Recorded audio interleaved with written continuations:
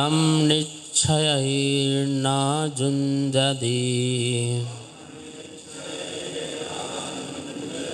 थोड़ा तेज बोलो। न शरीर गुणा हि हन्ति केवलिन्यो।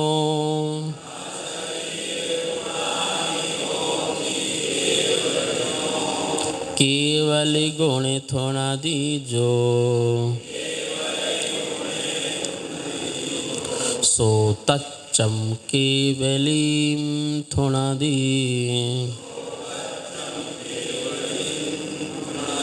बोलिए। तम निश्चयेन जुञ्जति न शरीर गुणा हि हन्ति केवलिनो।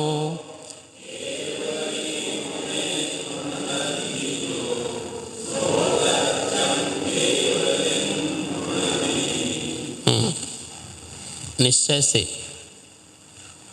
तम वह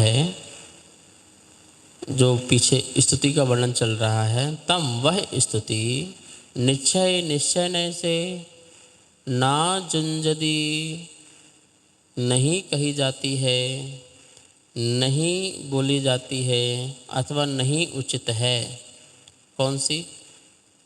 यही शांत राग रुचिवी परमाणु। यह निश्चय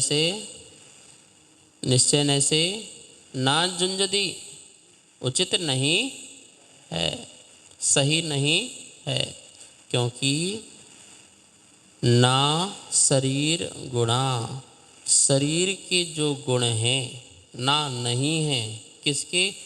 केवलिनो होन्ति, केवली के शरीर के गुण नहीं होते हैं। क्या शरीर के गुण? दो गोरे दो लाल, दो सांवले दो हरे दो लाल, 16 स्वर्ण समान। तो बोले ये शरीर गुण, हाँ ये शरीर के गुण हैं भाई। किसके गुण हैं? शरीर मीन्स पुद्गल के। स्पर्श रस गंध और वर्ण, ये किसके गुण हैं? कोई भी पुद्गल जो हमको आंखों से दिखाई दे रहा है, इन सब में स्पर्श होता है, रस होता है, गंध होता है, वर्ण होता है। स्पर्श मीन्स वह वस्तु ये तो हल्की होगी या भारी होगी, रूखी होगी या चिकनी होगी, गर्म होगी या ठंडी होगी, कठोर होगी या नरम होगी। तो ये किसके गुण हैं? ये पुद्गल के गुण हैं। किसके हैं? पुद्गल के। उसमें गंध होगी, या तो सुगंध होगी या दुर्गंध होगी। सुगंध भी अनंत प्रकार की, दुर्गंध भी अनंत प्रकार की। तो कोई ना कोई इसमें कुछ ना कुछ होगा। और किन्हीं चीज़ों में व्यक्त होती है, किन्हीं चीज़ों में अव्यक्त होती है, ये भी ध्यान रखना। व्यक्त रूप से भी और अव्यक्त रूप से भी। और स्पर्श रस भी होगा, चाहे खट्टा होगा, चाहे मीठा होगा, चाहे कड़पड़ा होगा, चाहे चरपरा होगा, चाहे कसायला होगा। अब ये एक एक रस भी कितने प्रकार के? अनंत अनंत अनंत अनंत अनंत प्रकार के। खट्टे भी अनंत प्रकार का, चरपरा भी अनंत प्रकार, कसायला भी, जैसे पानी का स्वाद कसायला, वो अनंत, आंवला कसायला। तो इस प्रकार से ये अनंत अनंत प्रकार के इसके भेद हो सकते हैं। तो किसी परमाणु में कोई हो, कम हो, तीव्र हो, मंद हो, ये सब लगा लेना। और वर्ण में रूप रंग, तो हरा होगा, पीला होगा, नीला होगा, ठीक है ना, लाल होगा, सफ़ेद होगा। ये 5 वर्ण मूल होते हैं, ठीक है। इन्हीं पांचों में कम ज़्यादा करो, थोड़ा कम थोड़ा ज़्यादा ऐसी मात्रा करो तो अनंतों प्रकार के कलर बन जाएंगे। एक दो नहीं, अनंतों प्रकार के कलर्स बन जाएंगे। तो वो भी कलर्स किसके हो गए? किसके हो गए? वो भी पुद्गल के। तो बोले स्पर्श रस गंध वर्ण जो हैं ये पुद्गल के गुण और उनकी पर्याय हैं, ये उनकी पर्याय है। तो बोले ये शरीर गुणा, जो शरीर के जो गुण हैं तो ये तो पुद्गल हो गया ना। तो शरीर के गुण तो स्पर्श रस गंध और वर्ण।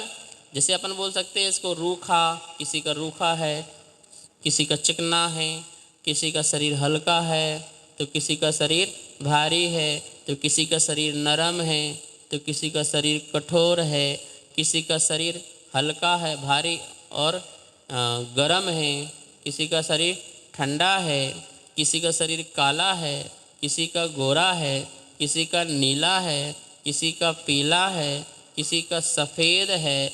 ये सब किसी के शरीर से सुगंध निकलती है, किसी के शरीर से दुर्गंध निकलती है, किसी के शरीर में क्षार रूप है, कसायला रूप है। ये सब किसके गुण हैं? किसके हैं? पुद्गल के, आत्मा के। बिल्कुल, इसलिए बोले शरीर गुणा, ये शरीर के गुण केवलिनो ना होंती ही, निश्चय से, ही मतलब निश्चय से, निश्चय से ये केवली के गुण नहीं होते हैं। इसलिए ना जुंजदी उचित नहीं है, तम निश्चय, उस वह स्तुति निश्चय से ना जुंजदी नहीं कही जाती है, नहीं बोली जाती है, उचित नहीं है। ठीक है ना? केवली गुणे, अब शरीर गुणे नहीं, शरीर गुणे नहीं, क्या कह रहे हैं? कंडीशन अप्लाई, निश्चय में शरीर गुणे नहीं, केवली गुणे, जिससे वो केवलत्व को प्रकटना किया है, अर्थात अनंत ज्ञान, अनंत दर्शन, अनंत सुख, अनंत शक्ति, ये केवली गुणे किसी गुण हैं? हे प्रभु आप ज्ञान दिवाकर हो, हे प्रभु आप तीनों लोगों को जानने देखने वाले हो, हे प्रभु आप अनसन स्वभावी हो, अनंत शक्तिशाली हो, इसलिए आपको भोजन पानी की जरूरत नहीं है, अनसन स्वभावी हैं आप, अनंत काल तक आप बिना भूख प्यास के रह सकते हैं, ऐसे आप अनंत शक्ति के भंडार हो। ठीक है ना? और आप अतीन्द्रिय ज्ञान, अतीन्द्रिय का आनंद लेने वाले हो, अनिंद्रिय और अतीन्द्रिय का आनंद लेने वाले हो। आपको पराधीन सुख नहीं, आपके अंदर स्वाधीन सुख है, ऐसे अनंत सुख के भंडारी हो। बोलो ये किसकी स्तुति हुई? केवली भगवान की। कौन सी स्तुति हुई? व्यवहार की निश्चय? हाँ, निश्चय में हमारे गुणों में है, हम तो कथन व्यवहार से ही कर रहे हैं, कथन तो हम व्यवहार में कर रहे हैं, क्योंकि हम बोल रहे हैं तो कथन कर रहे हैं, अनुभव निश्चय होता है, लेकिन हमारी दृष्टि निश्चय में होने के कारण, हमारी दृष्टि शरीर में ना होने के कारण, शरीर के माध्यम से भगवान की स्तुति की जाए तो वो व्यवहार, क्या बोले? शरीर के माध्यम से भगवान की या उनके आत्मा की स्तुति की जाए तो, और सीधे डायरेक्ट, सीधे डायरेक्ट, एक आदमी कहता है मैं प्रधानमंत्री को जानता हूँ, अच्छा कमाल की बात है, नहीं वो जो है ना उसका सेक्रेटरी, उससे मेरी थोड़ा सा लिंक है, पर वो ये नहीं बोलेगा कि सेक्रेटरी को मैं जानता हूँ, सेक्रेटरी से उसको जानता हूँ, क्या बोलेगा? काम कराना है, अरे मैं तो प्रधानमंत्री को जानता हूँ, चिंता मत करो, वो करा दूंगा। तो वो सेक्रेटरी का नाम नहीं बताएगा, उसे पता है सेक्रेटरी के थ्रू ही मैं, ठीक है ना? अच्छा, एक ऐसा आदमी है, अमित शाह की प्रधानमंत्री से डायरेक्ट अप्रोच है या नहीं है? है ना? बिल्कुल फेस टू फेस बात कर सकता, नहीं कर सकता है? कर सकता है ना? तो अमित शाह निश्चय स्तुति करेगा, ठीक है ना? और ये तुम्हारे ये पार्षद हैं, ये जो विधायक हैं, जो ये सांसद हैं, ये किसकी कैसे स्तुति करेंगे? इनडायरेक्ट। करना किसकी है? ऐसे ही करना तो आत्मा की ही स्तुति है, हमको करना तो सच में सच शुद्ध आत्मा की स्तुति करना है। लेकिन व्यवहारी भाषी लोग जो हैं, जो आत्मा की निश्चय स्तुति नहीं कर पाते हैं, तो बोले उनकी व्यवहारी भाषा में स्तुति होती है, हे प्रभु आप तो समोषण संपन्न हैं, आप सुंदर रूपधारी हैं, आप अर्धनारीश्वर हैं, न जाने क्या क्या स्तुति करेंगे। स्तुति तो व्यवहार निश्चय की आप कर सकते हो, आप जैसे बैठे हो आप निश्चय स्तुति करो, कोई दिक्कत थोड़ी है, ठीक है ना? स्तुति निश्चय का अनुभव करना और स्तुति करना दोनों अलग अलग है। अनुभव में तो भगवान भी नहीं आएंगे, अपनी एक आत्मा का ही अनुभव करना वो निश्चय अनुभव है, वो चारित्र है। लेकिन यदि हम वर्णन करें, कथन करें, तो निश्चय व्यवहार दोनों का कथन किया जा सकता है। कथन में कोई दोनों नए हैं, तो एक नए व्यवहार नए से हम भगवान का कथन करें भजन के माध्यम से, ठीक है ना। क्या कथन करें? कभी राम बन के महावीर बन के चले आना। सिद्ध भगवान को किस किस रूप में लाना? शरीर रूप में लाना। कैसे लेके आना है? सिद्ध अशरीरी, पर उनको कैसे लेके आना? शरीर रूप में फिर से अवतार कराना। तो ये कौन सी स्थिति? यहाँ भक्ति प्रधान है, तो व्यवहार से हैं। कैसे हैं? व्यवहार स्थिति है। और जब हम निश्चय स्थिति करना चाहें तो आध्यात्मिक निश्चय स्थिति भी होती हैं। अनंत ज्ञान अनंत ज्ञानी आप ही परमात्मा। तो ये कौन सी स्थिति हो गई? तो हमारे वचनों से निश्चय स्थिति भी हो सकती है, हमारे वचनों से व्यवहार स्थिति भी हो सकती है, ठीक है। दोनों चलती हैं, कोई दिक्कत वाली बात नहीं है। और कोई कुछ?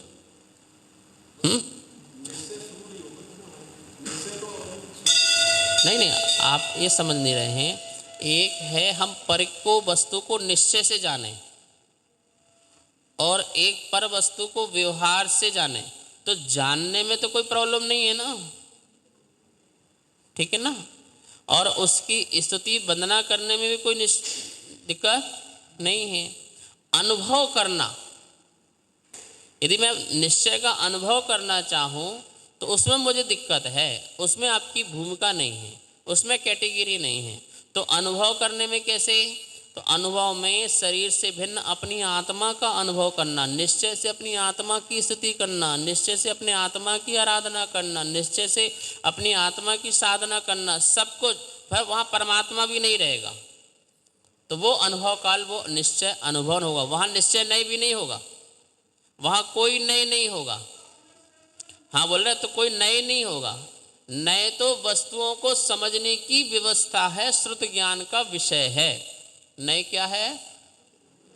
श्रुत ज्ञान का विषय है, वस्तु तत्व को समझने का विषय है, अनुभव का विषय। जब अनुभव आए तो नए सब समझने का चैप्टर खत्म हो जाता है। तो जब समझना चैप्टर खत्म हो जाएगा तो मैं ही रह जाऊंगा अकेले। फिर मैं अपने में, अपने को, अपने द्वारा, अपने लिए, अपने से, अपने का, अपने में ध्यान करता हूँ। अपम अपम मीरदो, उसमें क्या फिर? ठीक है ना। फिर कोई परद्रव्य आता ही नहीं है। इस सांप कुंडली मार के बैठा तो किस में बैठा? अपने में। किसके लिए बैठा? अपने को। किसके द्वारा बैठा? अपने द्वारा। किसके लिए बैठा? अपने लिए। किससे बैठा? अपने से। किस में बैठा? अपने में। तो सारे कारक एक में लग गए ना। कर्ता ने कर्म को करण से द्वारा संप्रदान के लिए अपादान से संबंध का की के और अधिकरण में कर। तो लगा लो सब। आत्मा ने आत्मा को आत्मा के द्वारा, आत्मा के लिए, आत्मा से, आत्मा को आत्मा में स्थिर किया। तो शरीर ने नहीं किया कि शरीर से, शरीर के द्वारा, परद्रव्य से बिल्कुल भी नहीं। तो सब काम तो अपने में ही होता है, लेकिन जब हमें समझ में नहीं आता है तो हम व्यवहार से परद्रव्य का अवलंबन लगा करके कि हम कुर्सी में बैठे हैं, हम छत में बैठे हैं, आप अपने में ही रहते हैं, ठीक है। आहा, तो कितनी सुंदर बात कही कि देखिए, केवली गुणे, निश्चय स्थिति क्या हो गई? ना शरीर गुणा केवली होंती, शरीर के गुण केवली में। केवली मीन्स अनंत दर्शन, अनंत ज्ञान, अनंत शोक, अनंत वीर इजिकल टू ये केवली की कंडीशन है। उसके अंदर चार अनंत चतुष्टय होते हैं प्रकट रूप में, पूर्ण प्रकट रूप में। वो कौन कहलाता है? वो कौन कहलाता है? केवली। श्रुत केवली कौन? जो द्वादशांग का पाठी होता है, वो कौन? वो श्रुत केवली। और जो जैसी आत्मा है, साधु रूप, आचार रूप, उपाध्याय रूप, उस आत्मा का निश्चय स्थिति और कौन सी स्थिति? व्यवहार स्थिति। आप लगा लेना, व्यवहार में उनकी क्रिया संबंधी स्थिति और निश्चय में उनकी आत्मा जो इस भाव से विराजमान है वो भाव रूप स्तुति। ठीक है, तो केवली गुणी, केवली के गुणों की थोड़ा दी स्तुति करता है जो जो केवली के गुणों की स्तुति करता है, नॉट बॉडी के गुणों की, शरीर के गुणों की नहीं, किसके गुणों की? केवली के गुणों की स्तुति करता है। सो तच्चम, वह तत्व, वह परमार्थ से केवलिम थोड़ा दी, वह निश्चय से केवली भगवान की स्तुति करता है। ठीक है ना, तो कुंद कुंदाचार्य ने व्यवहार का भी निषेध नहीं किया, निश्चय का भी आदेश, क्योंकि बोले व्यवहार के बिना केवली की स्तुति हो नहीं सकती है, तो इसलिए केवली की भी व्यवहार की भी मना नहीं किया। लेकिन व्यवहार में करते करते ये ध्यान रखना है मैं आत्मा की स्तुति कर रहा हूँ, और डायरेक्ट यदि निश्चय स्तुति करते हो तो उसमें शरीर की कोई आवश्यकता, तो हम सब लोग कभी व्यवहार भाषा में भी स्तुति करते हैं, कभी जब जैसा प्रसंग दिखता है उस प्रसंग के अनुरूप हमारी स्तुतियाँ भी चेंज हो जाती हैं। तो अब यहाँ पर आज एग्जाम्पल दे रहे हैं, 30 नंबर की उदाहरण दे रहे हैं आचार्य भगवान कुंद स्वामी ने। बहुत सारे उदाहरण देकर के समय सार को, आत्मा को समझाने का प्रयास किया है, क्योंकि अल्पमति अल्प मेधावी लोगों के लिए दृष्टांत से सिद्धांत जल्दी समझ में आ जाता है। नैरम्मी वर्णिदे जह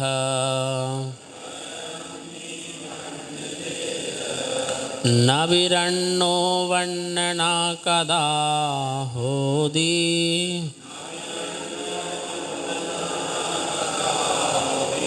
देह गुणे थोवन्ते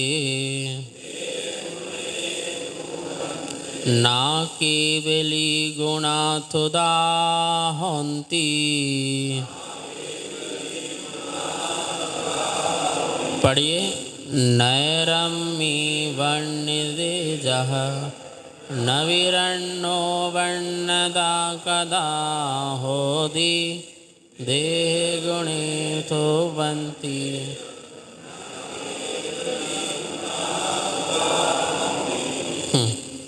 घबराना नहीं, एक पक्ष कुंद आचार्य ने बताया है, समझाया है। नैरम्बी नगर में, नैरम्बी नगर में, दिल्ली नगर में, अपन ऐसे लगा लेंगे जहाँ रह रहे हैं, ठीक है ना। वर्णदे, वर्णन करने पर भी, नगर का वर्णन करने पर भी, जह जैसे, जह जैसे नगर का वर्णन करने पर भी नवीरण्णो नहीं है, रण्णो मतलब राजा, रण राजा, वर्णदा कदा, राजा का वर्णन कदा कभी भी ना होती, नहीं होता है। नगर का वर्णन करने पर राजा का वर्णन, क्यों, ये लाल किला कितना बढ़िया है, एक कुतुब मीनार कितनी बड़ी ऊंचाई वाला है, किसने बनाया, बहुत बढ़िया है, बहुत सुंदर लग रहा है। ये इंडिया गेट, दिल्ली गेट बहुत बढ़िया है। तो बोलो, लाल किला का वर्णन करने से प्रधानमंत्री का वर्णन हो गया क्या? हुआ? आप बताइए, होना चाहिए, ठीक है ना। तो बोले नैरम्बी वर्णिदे जहा, ये बावड़ी कितनी अच्छी है, यहाँ का तालाब बहुत अच्छा है, यहाँ की नदियाँ, यहाँ का पहाड़, यहाँ के पेड़ पौधे, यहाँ का गार्डन, यहाँ की रोड, यहाँ पे बिजली की व्यवस्था, मतलब आदि आदि चीज़ों की वर्णन किया जाए तो किसका वर्णन होगा? नगर का ही वर्णन है, ठीक है ना। एक पक्ष की बात ये हुई नहीं हुई? ऐसे ही मैं शरीर का वर्णन करूं, मात्र शरीर को लक्ष्य रख कर के वर्णन करूं, तो वो शरीर का ही वर्णन होगा। शरीर को लक्ष्य करके वर्णन करूंगा। बात समझ आ रही नहीं आ रही?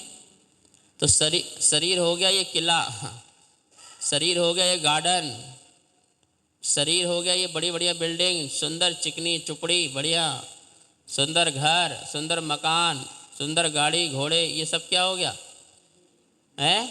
तो बोले इसका वर्णन करूं, हाँ राष्ट्रपति भवन, ये उसका वर्णन करूं तो बोले किसका वर्णन हो रहा है? नगर का ही वर्णन हो रहा है। नवीन रण्णो वर्ण दे कदा, कभी वो राजा का वर्णन कभी भी कहलाएगा नहीं। ऐसे देह गुणे थुप बनते, देह गुणे थुप बनते, देह गुणों की थुप बनते स्तुति करने पर ये बहुत सुंदर हैं, ये काले हैं, काले काले बाबा की जय, पीले पीले बाबा की जय, चांदनपुर वाले बाबा की जय, तिजारा वाले। बोले ये जो है ये तुम्हारा देह गुणे थुप बनते, पुद्गल की स्तुति करने से वो उसके ना केवली गुणा थुदा होंती, केवली के गुणों की स्तुति। महाराज जी क्या कहें, तिजारा बहुत बढ़िया है, बहुत डेवलपमेंट है, बहुत बढ़िया इसमें सब कुछ है। तो किसकी स्तुति हुई है? डेवलपमेंट की स्तुति हुई। महाराज द्वारका में मंदिर आते हैं ना, बहुत चमक है, बहुत सुंदर है, बाहर से सौंदर्यीकरण है, ये है, बहुत बढ़िया रोड है, जल है, पानी है, कुछ भी कहो। तो आपने 1 घंटे जाके किसकी स्तुति करके आ गए? मेहमान आए, मेहमानों को बताया, तो इस प्रकार से स्तुति आपने की, तो किसकी स्तुति हुई? पुद्गल की स्तुति हुई, भगवान की स्तुति नहीं हुई। लेकिन जो अभी व्यवहार, जो मंदिर के बारे में जानता ही नहीं है, तो उसे बाहर का वैभव का वर्णन कराया, वो आया, तो उसके लिए वह व्यवहार स्तुति सही है, लेकिन निश्चय स्तुति उसके लिए वो सही नहीं है। ऐसी व्यवहार से जो भगवान को नहीं जानता है, देखो ये जो सुंदर रूप है ना, ये भगवान है, ये सम्मुसरण बैठे हैं ना, जो ये भगवान है, ये जो दिव्य ध्वनि खिल रही है ना, ये भगवान है। तो ये पुद्गल की तरफ से भगवान का वर्णन किया जाता है। अब सुनो, अब ये कही जाए कि यहाँ पर प्रजा कितनी सुखी है, यहाँ पर व्यवस्थाएं कितनी बढ़िया हैं, यहाँ पे लोगों में शांति बहुत है, यहाँ पे आपस में लोगों में भाईचारा बहुत है। बोलो भैया किसका वर्णन हुआ? व्यवहार में तो लग रहा है कि यहाँ की वस्तु व्यवस्था के लिए वर्णन किया जा रहा है, पर किसका वर्णन हो रहा है इसमें? राजा का वर्णन हो रहा है। यहाँ पे स्वच्छता है तो किसके कारण? यहाँ पर आपस में भाईचारा है, शांति है, तो किसके कारण? यहाँ पर आपस में बहुत व्यापार होता है, बढ़िया से बढ़िया होता है, खुशहाली होती है, किसके कारण? राजा अच्छा होगा तभी तो होगा। राजा टैक्स लगाए, ये करे वो करे, दुखी करे, तो लोग लड़ेंगे झगड़ेंगे ना, व्यवस्था अराजकता फैल जाएगी। तो बोले यदि गुणों की स्तुति हो रही है, किसकी स्तुति हो रही है व्यवहार में, कहा किसी और को जा रहा है, पर आ रहा किस पर है? राजा पर। बोले ऐसे ही केवली भगवान के शरीर की स्तुति हो रही है, तो व्यवहार में कह रहे हैं वो केवली की स्तुति होते हुए भी भगवान की स्तुति है, व्यवहार कह रहा है शरीर के माध्यम से, ठीक है ना। लेकिन निश्चय में वो कहता है ये स्तुति ही नहीं है। निश्चय तो ये कहता है कि ये वर्णन जो है वो सब बाहर का वर्णन है, राजा का वर्णन नहीं है। राजा का वर्णन क्या है? कितना शांत प्रिय है, कितना न्याय प्रिय है, धर्म वत्सल है, प्रजा वत्सल है। ये किसका वर्णन होगा? डायरेक्ट किसका वर्णन हुआ? ये राजा का ही वर्णन हुआ। ऐसे ही आप अनंत ज्ञानी हैं, आप अनंत शक्तिशाली हैं, आपने कर्मों को जीता है, आपने राग द्वेष को नष्ट किया है। ये किसका वर्णन है? सीधे बोले केवली का वर्णन है। बोले नगर के वर्णन से राजा का वर्णन नहीं है। निश्चय क्या कहता है? नगर के वर्णन से, जैसे मैंने आपको बोला कि कोई आया बोले भैया दिल्ली में किला बहुत अच्छा है, तो किले के वर्णन से केजरीवाल का वर्णन नहीं है। नरेंद्र मोदी का वर्णन नहीं है, ये ध्यान रखना। नैरम्य वर्णदे जह जैसे नगर के वर्णन से नबी नहीं होता है, रणो राजा का वर्णन वर्णन कदा होती कभी भी नहीं होता है। ऐसी देह गुणित बनते, देह की स्तुति करने पर, क्या करने पर, तो ये आप अपने को प्रैक्टिकल में भी लगाना। कोई हमारी वस्तु का वर्णन करे, आपका शरीर रूप रंग का वर्णन करे, आपकी कंठ का वर्णन करे, क्या करे, कोई भजन सुना रहा हो बहुत सुरीली आवाज में, हम मग्न हो गए, कमाल की बात, क्या सुंदर सुनाया भजन, क्या बढ़िया आवाज थी, तो किसकी प्रशंसा हुई है? पुद्गल कंठ की प्रशंसा हुई, पुद्गल परमाणुओं की प्रशंसा हुई, ठीक है ना। और भैया क्या शब्दों में रस था, बिल्कुल आत्मा में उतर गया, आत्मा मग्नता हुई, तो ये शब्द की प्रशंसा हुई। किसकी प्रशंसा हुई? शब्द की। तो शब्द भी पुद्गल, ठीक है ना। अब उससे जो मुझे अनुभव हुआ, उससे मुझे जो अनुभव हुआ, तो उसके आत्मा के ज्ञान गुण की प्रशंसा हुई कि क्या ज्ञान है, क्या ज्ञान की झलक शब्दों के द्वारा सुनाई दे रही थी। तो ज्ञान की निश्चय क्या हुई? प्रशंसा हुई। तो इस प्रकार से हमें लगाना है कि हम जब भी किसी इस प्रकार से रहते हैं तो हमें वस्तु व्यवस्था को समझ के रहना। अच्छा, इससे क्या है, पूरे राग देश विलीन हो जाते हैं। जो वस्तु जैसी है उसके कोटे में डालते जाओ, काम खत्म।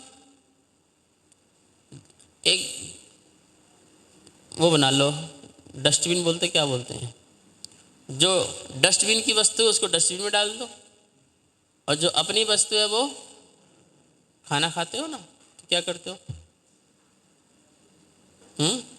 भोजन अंदर, जो फालतू वस्तु है कचरा कूड़ा वो डस्टबिन में।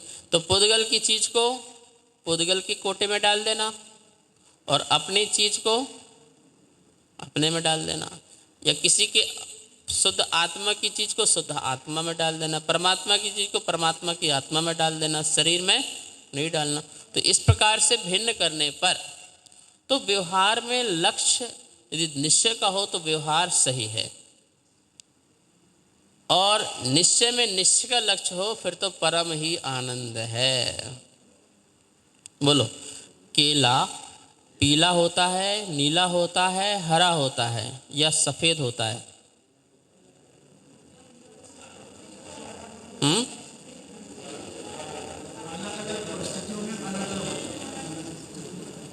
मार्केट जाओगे तो क्या केला लेके खरीदोगे? हरे को देख करके, पीले को देख करके, कि सफ़ेद को देख करके, किसको देख करके केला लोगे? केला क्या है?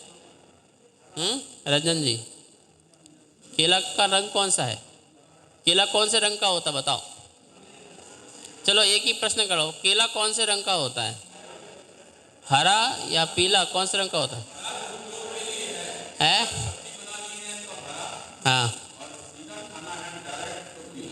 पीला। तो केला कौन से रंग का होता है अम्मा जी? है?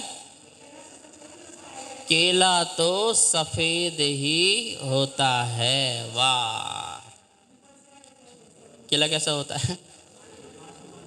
सफेद ही होता है। तो दुकान जाओ, भैया सफेद केला दे दो सफेद केले दे दो, क्या होगा भाई साहब? हमारे इंडिया में तो सफेद केले आते नहीं हैं सफेद केले तो आते नहीं हैं। आप विदेश में जाओ, कहीं वहाँ मिलते हो सफ़ेद केले, तो हमारे यहाँ तो पीले पीले ही मिलते हैं, हरे हरे मिलते हैं। तो केला सफ़ेद नहीं है, छिलके के कारण उसे नीला पीला कहा जा रहा है। ध्यान रखना, केले को ही नीला पीला कहा जा रहा है। किसको जा रहा है? क्योंकि आपकी दृष्टि छिलके पर नहीं है, आपकी दृष्टि किस पर है? जो अंदर सफ़ेद सफ़ेद जो केला वास्तव में अपने स्वरूप में है, उसमें दृष्टि है। तो ठीक है, तो आप जब बोलते भाई पीला पीला केला, पका केला, थोड़ा सा मुलायम केला, तो ये छिलका मुलायम चाहिए तुम्हें क्या? ये पका हुआ जो तुम्हें छिलका चाहिए क्या? नहीं, तुम्हारी दृष्टि क्या है? अंदर मुलायम हो, अंदर सॉफ्ट हो, अंदर पका हो, अंदर मिठास हो, ये सब जो चीज़ें बोली जा रही हैं वो आपका वर्णन अंदर का है। तो आपकी दृष्टि अंदर है। तो आप बाहर से जो देख रहे हो तो बाहर देख रहे हो कि अंदर देख रहे हो? बस, तो बाहर से जो वर्णन है वो व्यवहार है अंदर की दृष्टि रख करके। और सीधे सीधे डायरेक्ट, सीधे छिलका रहित डायरेक्ट दृष्टि जाना, वो क्या है? ऐसे ही भगवान को हरे पीले नीले देखना, दो लाल दो पीले जो बोलते हो। भगवान आप 16 तीर्थंकर स्वर्ण तपाए हुए स्वर्ण की तरह हो। तो इस प्रकार से भगवान की स्तुति करना, बोले ये व्यवहार है। क्या है? दृष्टि सच में शरीर में नहीं है, दृष्टि शरीर में नहीं है, दृष्टि तो तुम्हारे आत्मा में ही है। लेकिन हम शरीर के माध्यम से गुणगान जो कर रहे हैं आपका केवली का, तो आचार्य कहते हैं मिथ्या नहीं है, ये व्यवहार है। यदि केवली पर दृष्टि है तो ये भगवान हैं, ये गुरु हैं, ये आचार्य हैं, ये साधु हैं, ये अरहंत भगवान हैं। और कितने सुंदर है, वाह। नाम तिहारा तारणहारा,